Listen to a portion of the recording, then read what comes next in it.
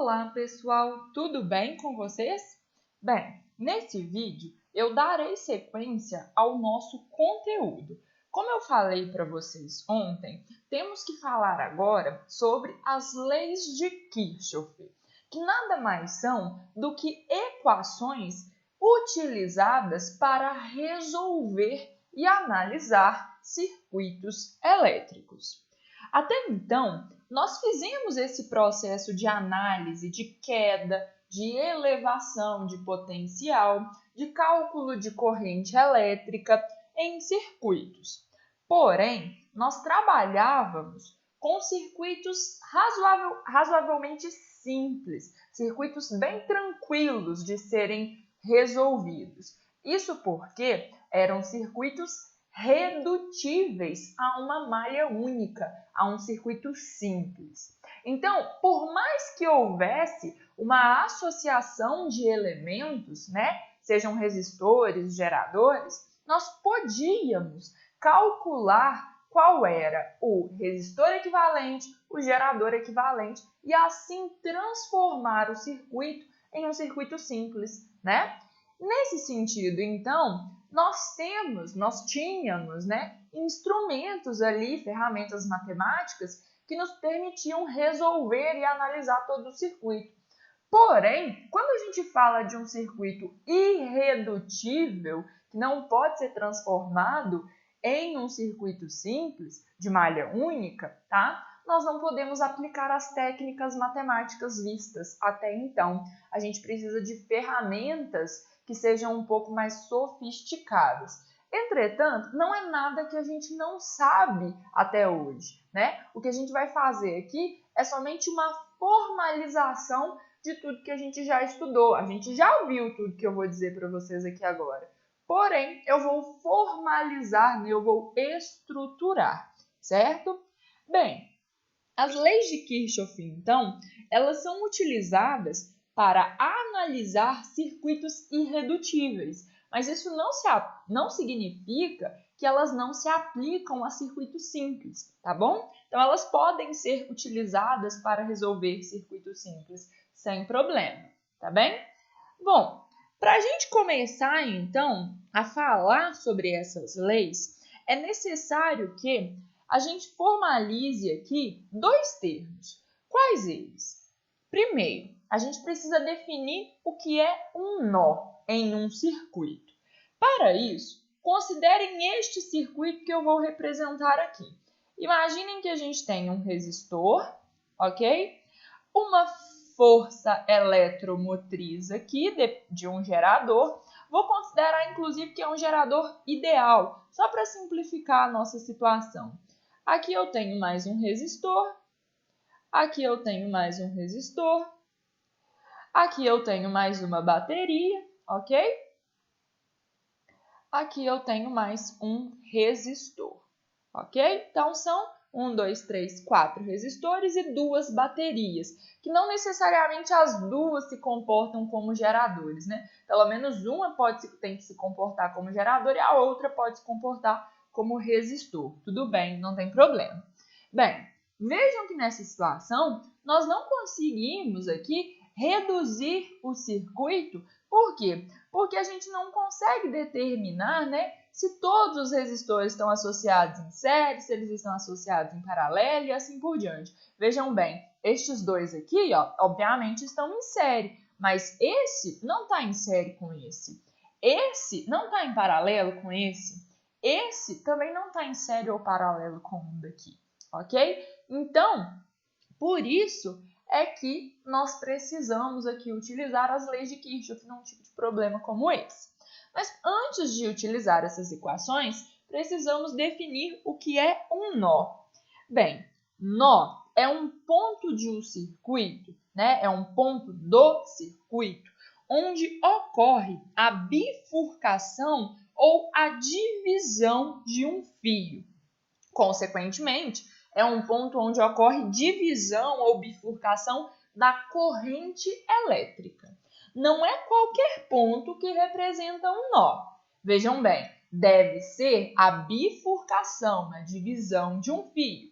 Nesse sentido, aqui neste nosso circuito, existem apenas dois nós. Este, que eu vou chamar de ponto A, ok?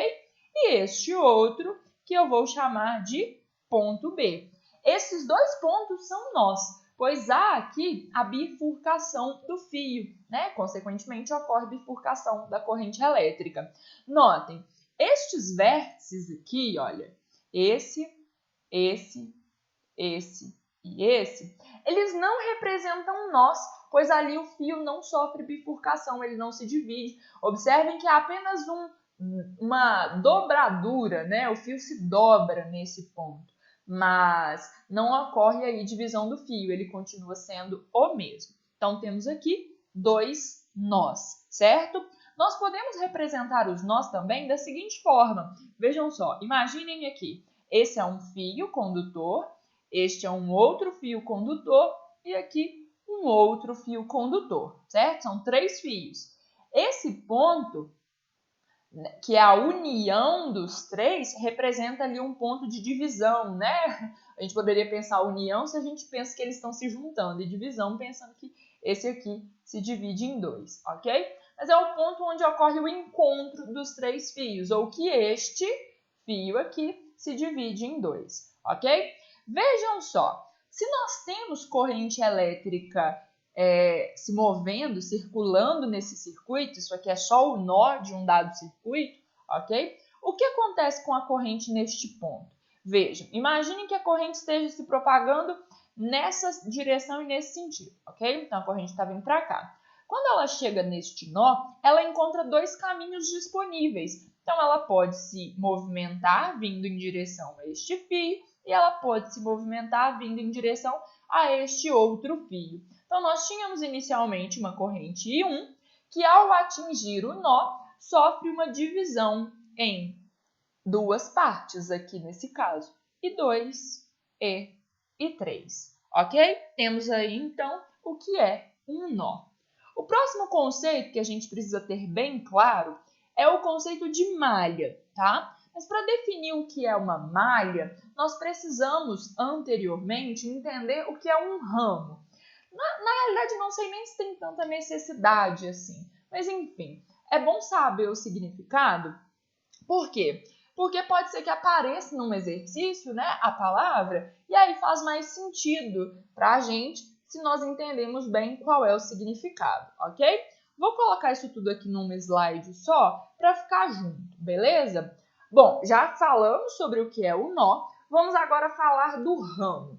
Bem, se nós consideramos dois nós consecutivos, como aqui ocorre com ponto A e com ponto B, vejam que entre A e B não há nó, certo? Independente se a gente passa por essa parte do circuito, ou se a gente passa por essa, ou se a gente passa por essa, certo? Então, não há outros nós que não sejam A e B. Tanto, por isso, né, B é um nó consecutivo a A.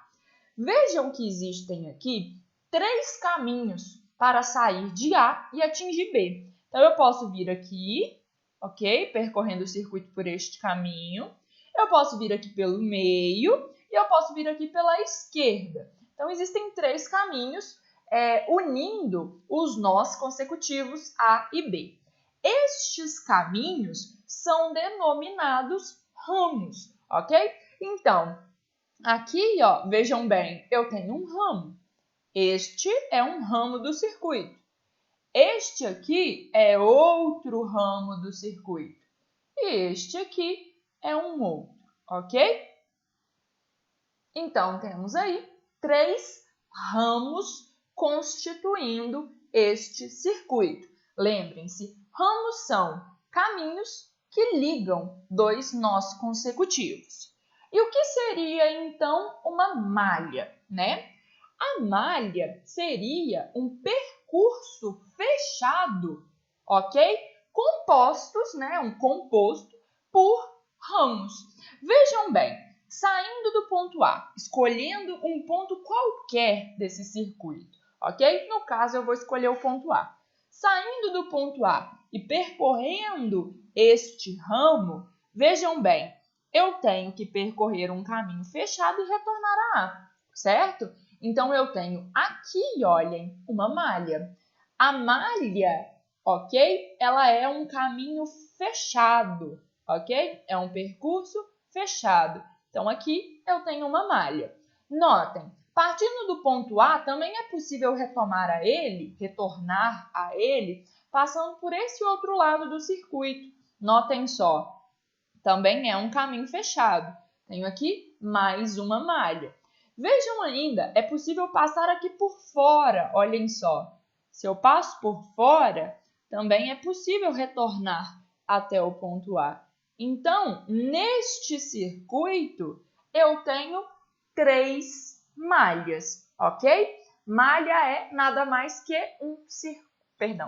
um percurso fechado, certo? Nesse caso aqui, eu tenho 3 malhas, 3 circuitos, 3 caminhos fechados, ok? Vocês vão perceber que eu uso muito a palavra caminho, tá? Malha também. Ramo eu praticamente não utilizo. Não acho que faz diferença, não, tá? No nosso estudo aqui do circuito. Mas é interessante saber o que é um ramo, caso apareça, né, num enunciado, ok? Bem, dito isso, então, definido aí o que é um nó, o que é um ramo e o que é uma malha, nós podemos tratar aqui das leis de Kirchhoff. São 2. A primeira delas é a lei dos nós. A lei dos nós está associada à corrente que circula pelo circuito e que atinge um nó e que ali sofre bifurcação. Imaginem que a gente tenha essa situação representada aqui. Nós temos aqui um nó, ok? Formado pela bifurcação de um fio. Então, está aqui o nó representado. Vejam bem, aqui nós podemos supor que existem 3 correntes elétricas. Imaginem que tem uma corrente I1 se propagando nesse sentido, ok? E ela atinge este nó. Quando ela atinge este nó, ela se divide. Então, aqui nós temos a corrente I2 e aqui nós temos a corrente I3, como eu disse anteriormente. O que a lei dos nós diz? Ela diz o seguinte: o somatório das intensidades das correntes que entram em um nó tem que ser igual ao somatório das correntes, da intensidade das correntes que saem do nó. Vejam bem, nessa situação, entra no nó, chega até o nó, a corrente I1, somente ela. Então, uma corrente chega até o nó, entra no nó. Então, é a corrente I1. Não tem com o que somar, né? Então, é simplesmente I1. E nessa situação, 2 correntes saem do nó. É a corrente I2 e a corrente I3. Então, a lei dos nós diz para a gente que a corrente I1 deve ter uma intensidade tal que é igual ao somatório das correntes que saem. Portanto, a soma de I2 com I3. Toda a quantidade de corrente que chega tem que ser igual à corrente que sai, a quantidade de corrente que sai. Isso nada mais é do que o princípio de conservação da carga elétrica. A carga elétrica ela não pode desaparecer no circuito. Se a gente tem uma fonte de tensão, uma fonte de corrente que promove o movimento das cargas elétricas num circuito, as cargas vão sair do terminal positivo e a mesma quantidade de carga que sai do terminal positivo ali da bateria, da fonte, deve retornar até o terminal negativo, pelo terminal negativo, certo? A carga elétrica não pode se perder no meio do caminho. E é isso que está escrito aqui. Tudo que chega, sai, porque nada fica, nada se perde, ok? Então, a lei dos nós também pode ser chamada como princípio da continuidade da carga elétrica. Princípio da continuidade da corrente elétrica, ok? Que nada mais é do que a conservação de carga elétrica, né? Não, só mudou de nome, tá? Mas, então, isso é importante. a primeira lei de Kirchhoff, a lei dos nós, diz que a quantidade de corrente que entra em um nó tem que ser igual à quantidade de corrente que sai de um nó, certo? Bom, a segunda lei de Kirchhoff é chamada de lei das malhas. A lei das malhas é extremamente útil nos circuitos irredutíveis, mas a gente pode começar a entender, né, o que ela traz de informação considerando uma malha única, um caminho fechado único, ok? Imaginem só, imaginem que eu tenho aqui uma bateria, ok? Ligado a essa bateria, nós temos um resistor e depois a gente tem também um receptor, certo? Vou colocar mais uma resistência só para não ficar simplesinho demais, tá? Então, tá aqui a nossa bateria. Eu vou considerar que ela é a geradora, né? Que ele é o gerador aqui do circuito, ok? Então, ela tem uma força eletromotriz E, certo? A resistência aqui é um valor R1. Aqui eu tenho, né, um receptor com força contra a eletromotriz E', e aqui uma resistência R2. Vejam que eu estou considerando resistores ideais, todos eles são ideais, que a gente falou até então, né? Com resistência constante, ok? E também estou falando de geradores e receptores ideais. Não estou considerando que eles tenham resistência interna, tá? Pode ter resistência interna? Pode, não vai mudar em nada o nosso problema não. Mas é só para simplificar aqui um pouco, beleza? Bem, o que a lei das malhas diz para a gente? Ela nada mais é do que o princípio de conservação de energia. Ela diz que a energia total do sistema não pode se alterar, ela deve ser constante. Então, toda a quantidade de energia que entra no sistema deve sair para manter a quantidade total constante, certo? Se inicialmente ali a energia total era zero, podemos imaginar assim, certo? A fonte deu energia ao circuito, ok? Essa energia tem que ser dissipada ali ao longo dos elementos e no total ela deve permanecer nula. A quantidade de energia ela deve ser constante. Mas, de uma forma mais bonita, o que a lei das malhas diz?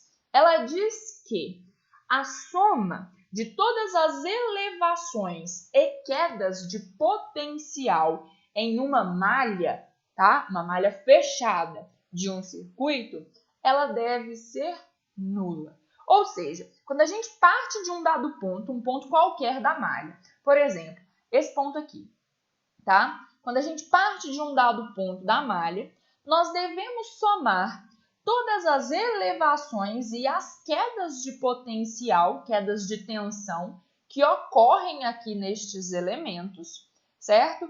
E ao somar todas essas elevações e quedas, nós encontraremos um resultado sendo zero. Por quê? Porque tudo que entrou no circuito tem que sair. Todas as elevações de tensão depois terão correspondentes quedas de tensão. Então, se a gente fosse analisar esse circuito, partindo aqui do ponto, eu vou chamar de ponto A, ok? Partindo do ponto A, nós vamos percorrer a malha. Isso significa que a gente vai percorrer o caminho fechado, retornando até o ponto A. Vejam só, eu vou decidir aqui que eu vou percorrer esse caminho no sentido da corrente elétrica, tá? Já que eu sei que esse carinha aqui é um gerador, então a corrente circula no sentido horário nessa minha malha. Mas não necessariamente eu sei, tá? Quem é o gerador, quem é o receptor e qual é o sentido da corrente.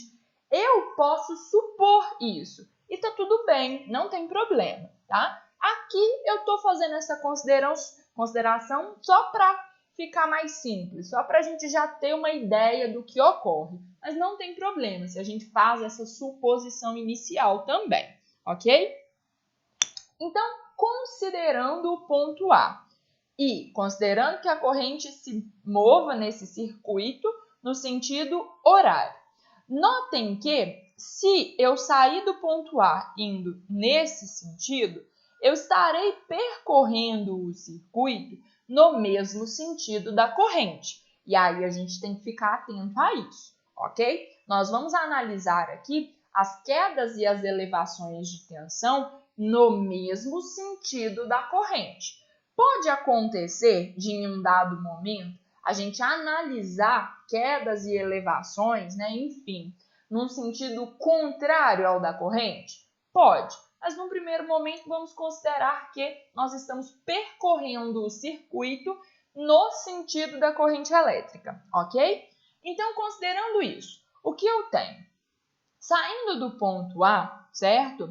Nós passaremos aqui através do gerador, ok? Então, imaginem que a gente é a corrente, tá? Então, a corrente, quando ela sai do ponto A e passa pelo gerador, ela ganha, na realidade, energia potencial elétrica ali, devido ao trabalho realizado pelo gerador. Então, ocorre aqui no gerador uma elevação de tensão, um ganho de potencial, ok? Nós vamos atribuir sempre elevações de tensão como sendo valores positivos, ok? E as quedas de tensão serão valores negativos. Então, quando eu passo aqui pelo gerador, eu tenho uma elevação de tensão, um aumento no potencial. Um aumento de quanto? Eu posso imaginar, tá, que aqui no ponto A o potencial é zero. Isso não vai fazer diferença na solução do problema, não. Eu posso considerar que o potencial é zero. Se eu considero que ele é zero, ao passar pelo gerador, o potencial aqui do outro lado não mais vai ser zero, porque ocorreu uma elevação. Uma elevação de quanto? Nesse caso, uma elevação correspondente à força eletromotriz do gerador. Então, aqui neste ponto, ok? O potencial não é mais zero, ele é E, porque ele era zero e elevou-se uma quantidade E. Portanto, aqui ele é E, que é zero mais E, ok? Então, nessa parte do circuito, nós percebemos que ocorreu uma elevação de tensão. Quanto de elevação? Uma quantidade E, igual à força eletromotriz do gerador. Agora, continuando, certo? Passando aqui pelo resistor R1.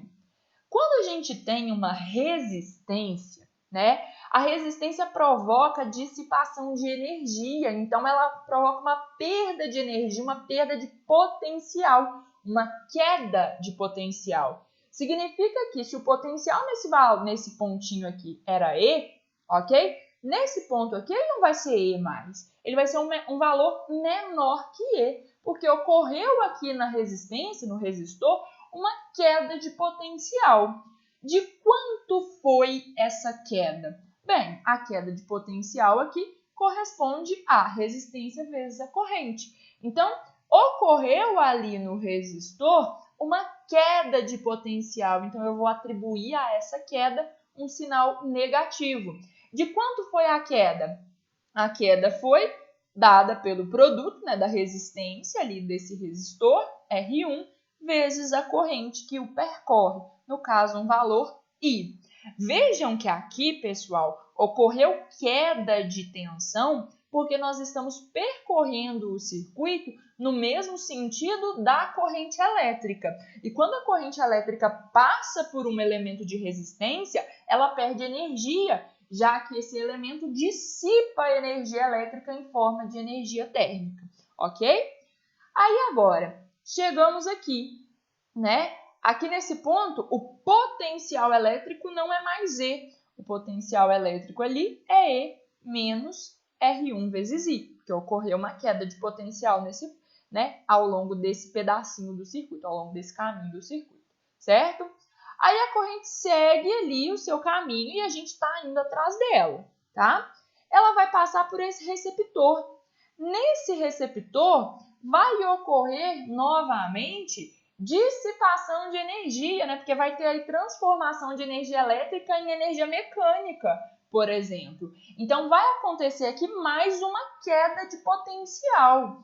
Por quê? Porque Transformou-se energia elétrica em um outro tipo de energia. Então, a energia elétrica diminuiu, o potencial diminuiu. Ocorreu uma queda de tensão, uma queda de potencial.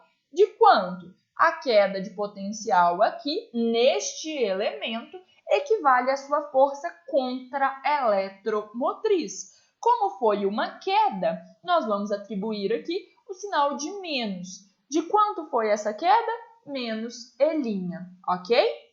Então, chega-se esse ponto com um potencial diferente do que existia ali em cima, ok? O potencial é menor do que este, porque ocorreu aqui uma queda, certo?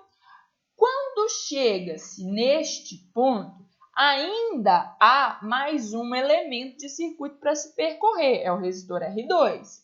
Significa que aqui agora existe uma nova queda de tensão. Por quê? Porque a gente está percorrendo o circuito no mesmo sentido da corrente. E quando a corrente passa por um elemento resistivo, ela perde energia, já que esse elemento dissipa energia elétrica em energia térmica.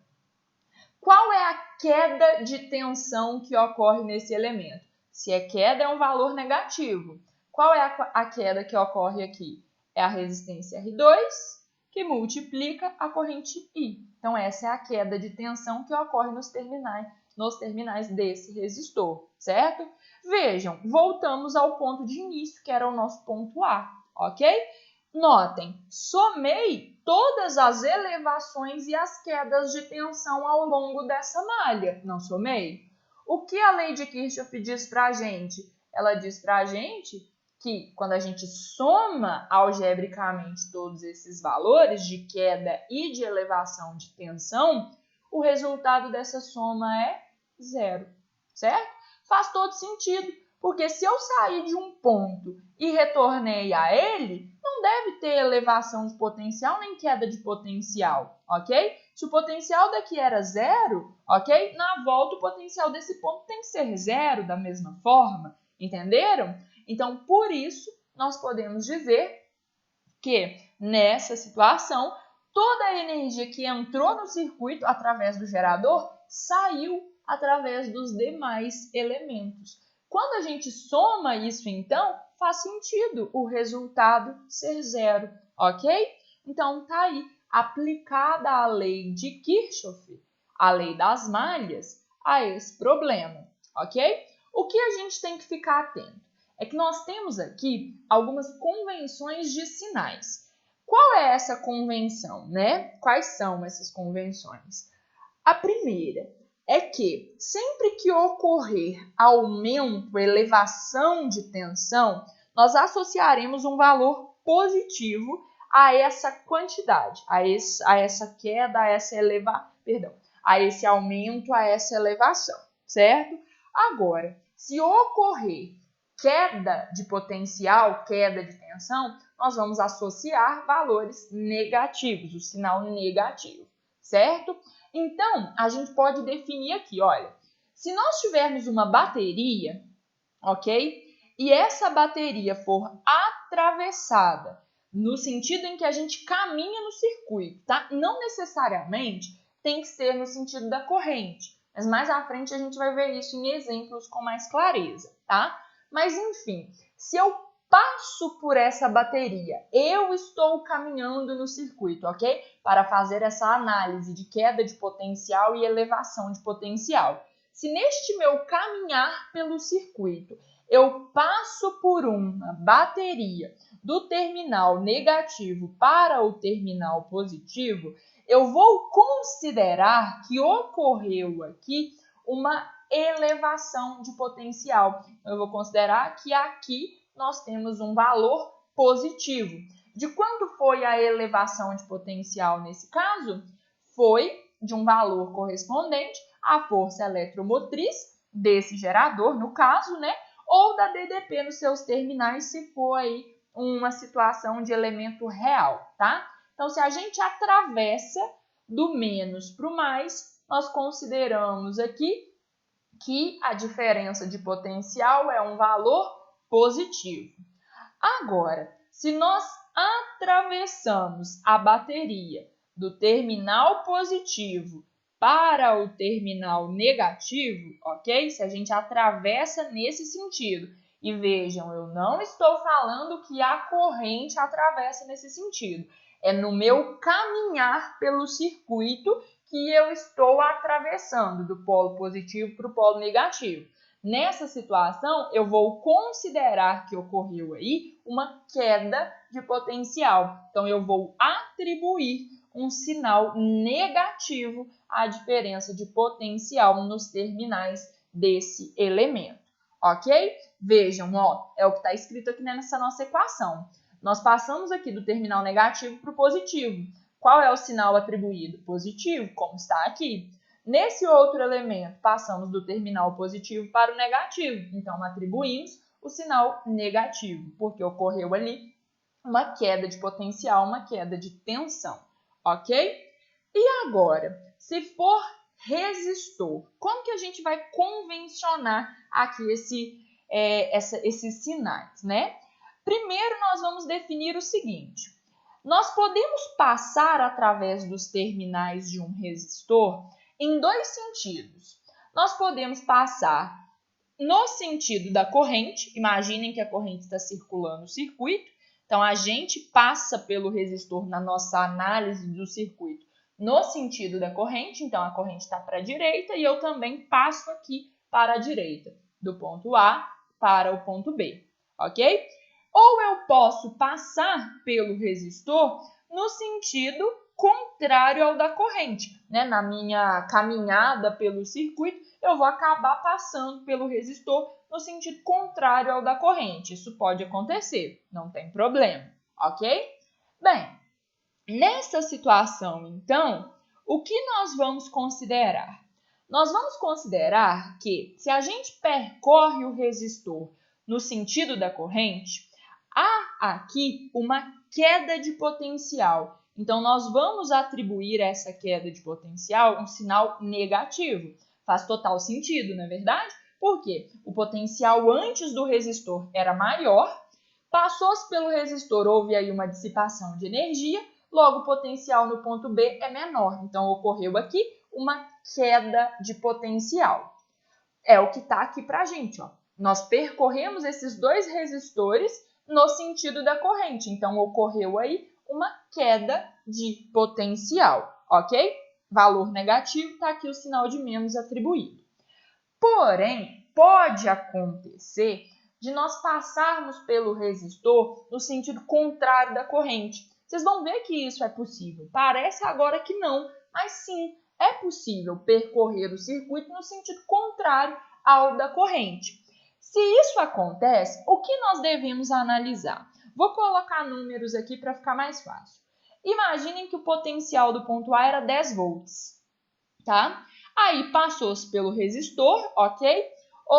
A corrente passou pelo resistor, ocorreu uma queda de tensão, não é verdade? Ocorreu uma queda de tensão e aí o potencial no ponto B é 5 volts, porque ocorreu uma queda de tensão de 5, né? Era 10, caiu para 5, caiu 5, ok? Só que eu estou percorrendo o circuito de B para A. Então, para mim, que estou percorrendo o circuito de B para A, o que eu vou pensar? Olha, se eu sair daqui era 5 e cheguei aqui a 10, o que aconteceu aqui não foi uma elevação, né? Então, nessa situação, eu atribuo ali a diferença de potencial nos terminais do resistor um valor que é positivo. Então, se eu passo, tá, em um resistor, num circuito, caminhando no sentido contrário ao da corrente, eu vou considerar que a diferença de potencial nos terminais desse resistor é um valor positivo, ok? Porque no meu caminhar, o potencial está aumentando e não diminuindo. Mas vejam, com a corrente foi queda de potencial. Mas no meu caminhar é que teve aí uma elevação de potencial. Sendo assim, temos aqui definido, né, a nossa convenção de sinais. E a partir disso é que nós resolveremos os exercícios. Vou fazer alguns exemplos com vocês logo em seguida. Por quê? Porque a teoria é muito simples, né? A gente já somou diferença de potencial em circuitos várias vezes, mas pensando que tudo que entra num circuito tem que sair do circuito. Então, é justamente isso que está escrito aqui na lei das malhas, ok? Então, aplicando em exercícios, eu acho que vai ficar mais concreto e vocês vão conseguir entender melhor esse conceito, ok? Então, na sequência, tem alguns exercícios resolvidos. Acompanhem aí.